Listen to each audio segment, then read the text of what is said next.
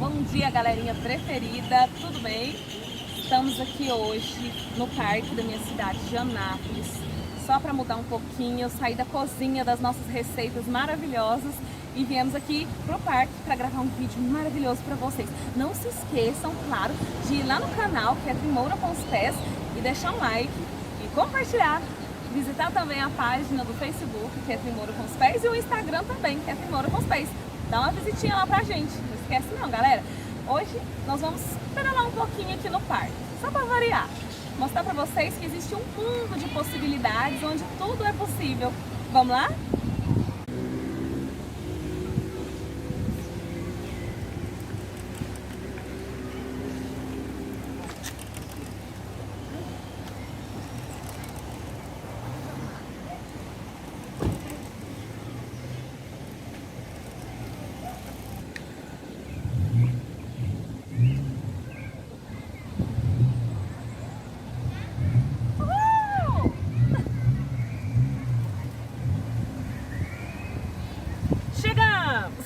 Estacionamos, galera.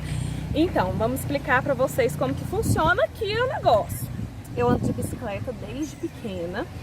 Eu aprendi a andar de bicicleta lá em Joanápolis, uma cidadezinha perto da chácara da minha avó. Com a ajuda da minha prima, da Ana Heloísa, ela me ensinou e eu aprendi a andar de bicicleta e hoje eu ando belezinha. Outro motivo, os pés, eu ando descalço. Por quê? Porque meus pés são como as minhas mãos. Na verdade, eles são meus pés e minhas mãos. Então, cansei, gente, tô sedentária, deu falta de ar. E aí, galera, eu coloco os pés aqui no pedal e aí o que que acontece? Eu seguro o pedal com os pés, né? Meus dedos grudam aqui, eu faço assim e posso segurar. Então, galera, é assim que eu ando de bicicleta.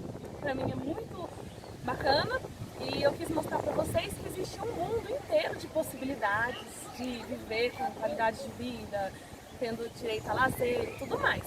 Então é isso, galera. Não esquece de dar um like, não esquece de compartilhar e fica ligadinho porque tem novidade na TV pra vocês. Um beijo, galera.